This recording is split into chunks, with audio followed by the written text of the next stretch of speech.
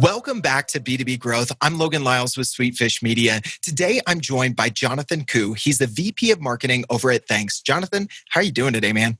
Thank you so much for having me, Logan. I'm doing well. Trying to stay positive in my New York City apartment here. Yeah, absolutely, man. You and I were chatting a little bit offline before we hit record. And, I'm in Colorado where now a mandatory stay-at-home order is in effect. But, I'm in a small town where it's not necessarily kind of that same sort of feeling as the city that never sleeps. That's, where everybody is in and it's just feeling a lot different. So with everything going on around us, I really appreciate you taking time to chat here. We're going to be talking about something that's applicable in what's going on in the world. And that's gratitude and thankfulness in light of what's going on, but also just in general. It's something that is top of mind for you guys all the time for salespeople, for marketing. Tell us a little bit about your background, one, for a little context, and what you and the team at Thnks are up to these days, Jonathan. Yeah, absolutely. So I come from a background mostly from digital and growth marketing. I spent several years leading the growth marketing team over at Adroll, which is a fantastic marketing technology company based out of San Francisco. Before moving back home to New York City and running the team over at Thnks. And so Thnks, at its core, what we are is a digital platform, and we allow salespeople, marketers, we allow people who are in business to stay connected with their clients, their prospects, their customers through gratitude and appreciation. And so through our platform, you can send personalized gestures of those appreciation instantly, digitally. And then on our back end, we take care of all the fun business stuff, the expensing, budgeting, compliance rules, controls, measurements. So that way it's super easy for your frontline folks to focus on what's really important, which is practicing gratitude, establishing and building those strong relationships. And then on the back end, making it super easy for everyone in your business.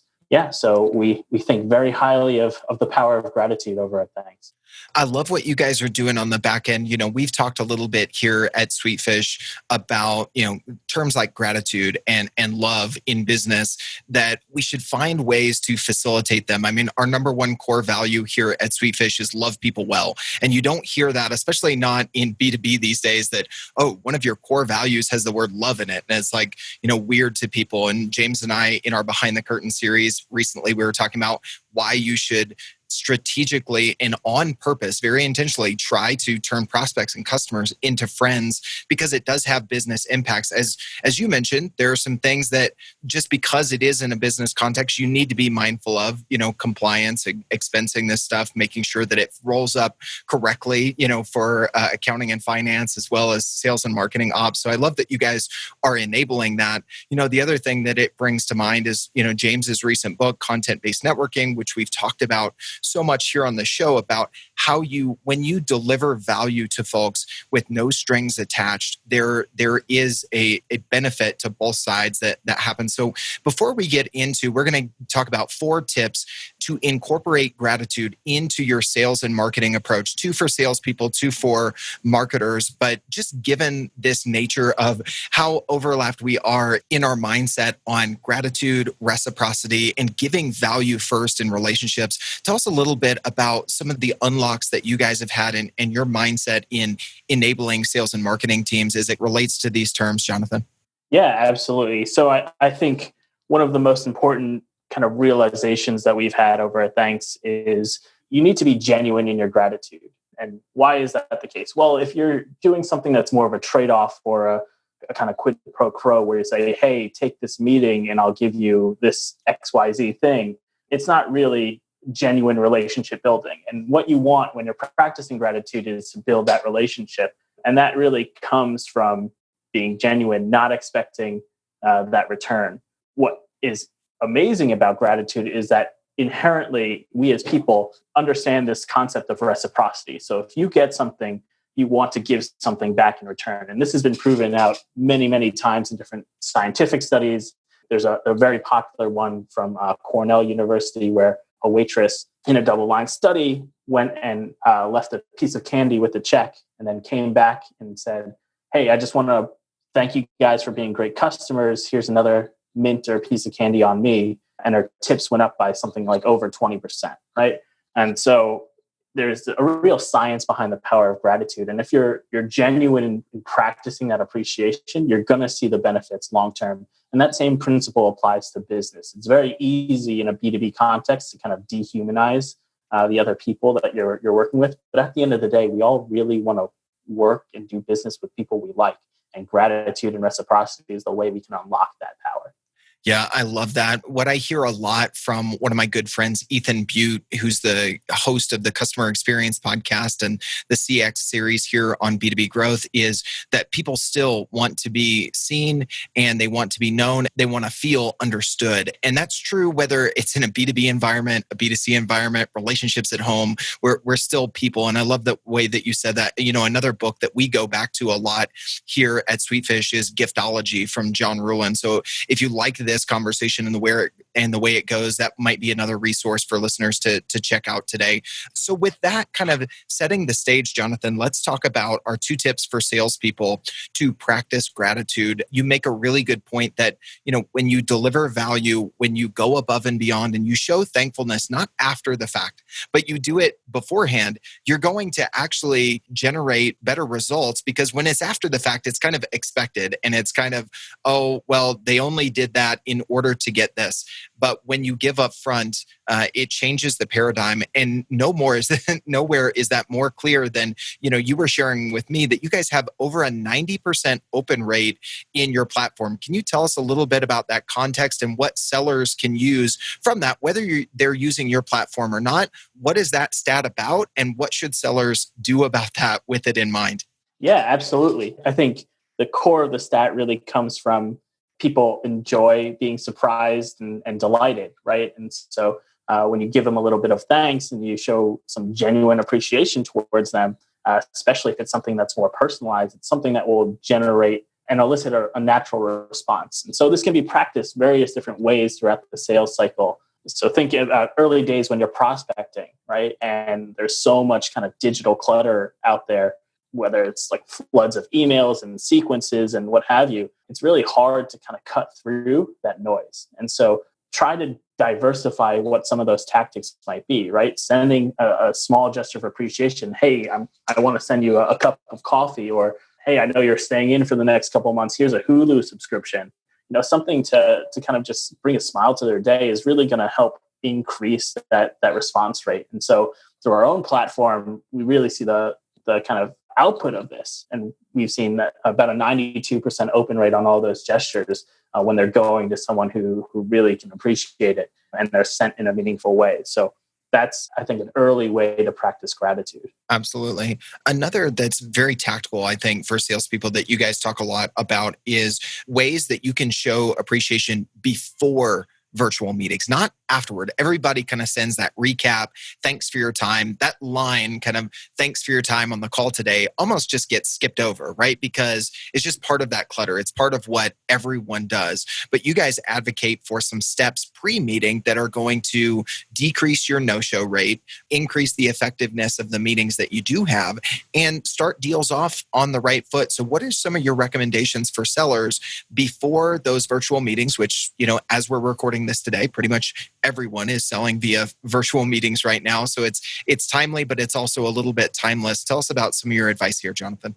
Yeah, absolutely. I think everyone who's been in a sales type of role also has felt the pain of being ghosted before, right? And you have that meeting, that demo booked on your calendar, and you're saying, hey, I'm really looking forward to this account. I think there's huge opportunity. And then next thing you know, the meeting comes and no one shows up. Right. And so you can really kind of circumvent that and increase your attendance rates by sending them a little kind of gesture beforehand. Hey, thanks for your time. I know we're going to be meeting at 1 p.m. I just wanted to say thanks. Here's a little something to kind of maybe give you an afternoon pick-me-up, whether it's a tea or something fun. Hey, you know that they like sports. Send them a little nice package from their college, right?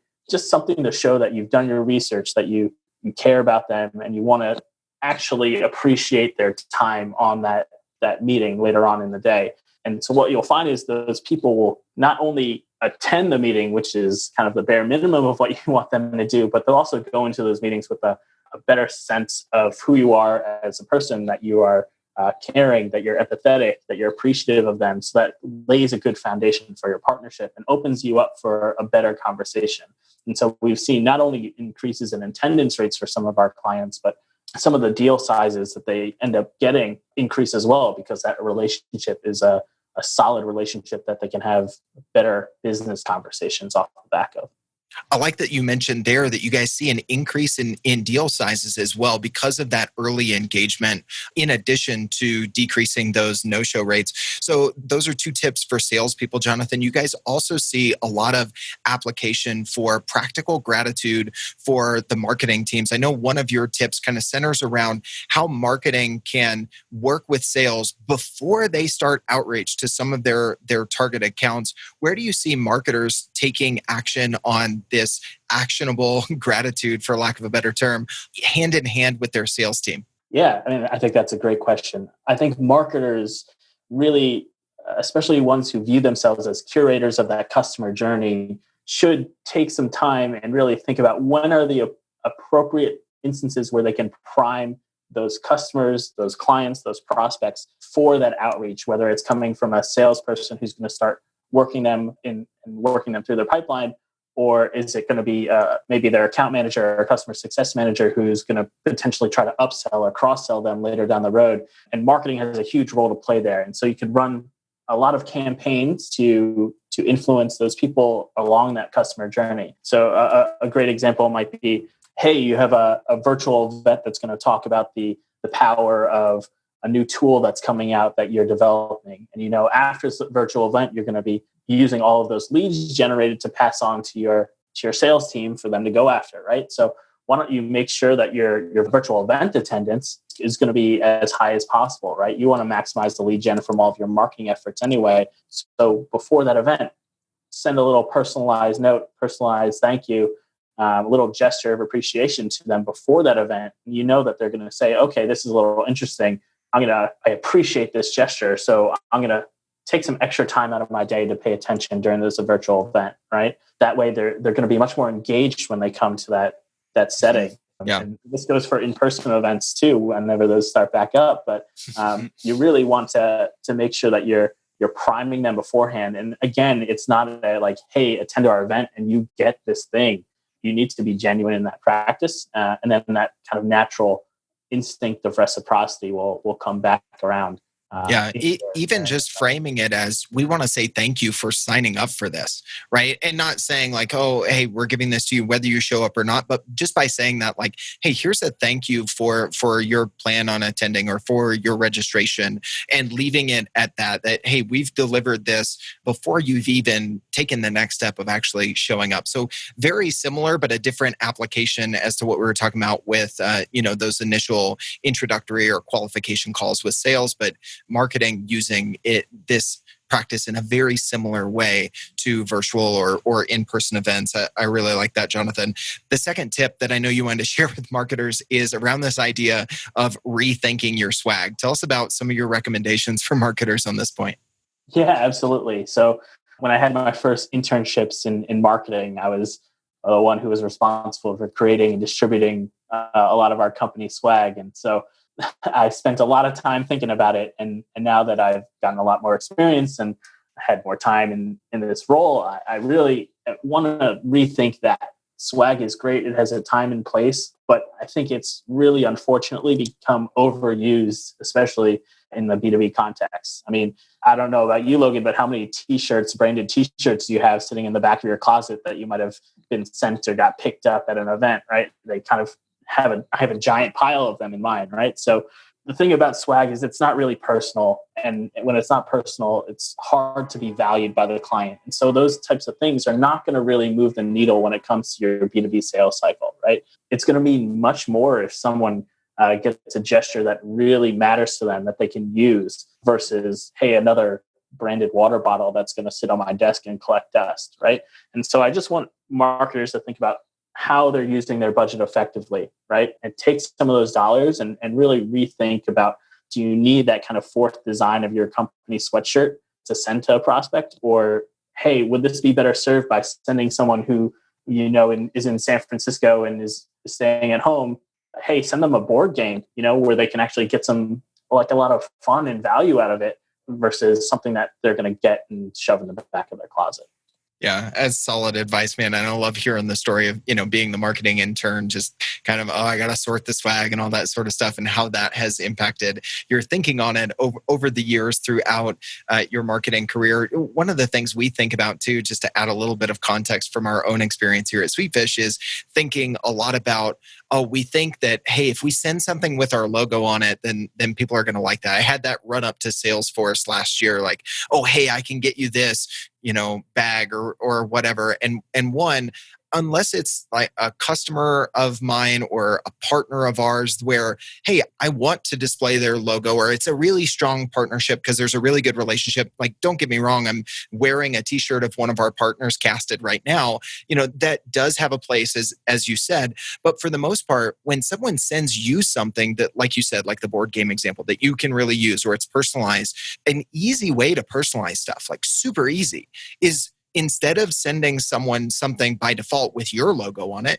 send something with their logo on it, right? It seems super simple, but I don't see a ton of people taking the step to do that. And I understand why, right? Like, it's way easier to get 250 pens with your brand logo on it than it is to send out, 25 with an individual brand logo on it. But to your point, which are those 250 going to be more of an impact, or are those 25? And pens is just a random example, but just wanted to give people some other ideas to be thinking about in ways that they can make their gifts more appreciated, land with more impact, and overall just express gratitude, whether it's in those gifts or it's in the messages that you send digitally. I'm so in line with you guys, Jonathan, and I appreciate what you guys are doing to enable sales and marketing folks to practice gratitude, because as you said from the beginning, and in your stat about, the 90+% open rate, it really is not just fluffy stuff that we should be talking about because we need to practice gratitude and it's good for us and all of that's still true. It really does have business impact. So I appreciate you unpacking some of these tactics today. If anybody listening to this would like to stay connected with you or reach out to you and the team at Thnks, what's the best way for them to stay connected with you guys? Yeah, absolutely. Definitely check us out at thnks.com. That's thnks.com. You could always reach out to me directly on LinkedIn. That's Jonathan Koo, Koo is my last name. You can find me there. But yeah, happy to answer any other questions.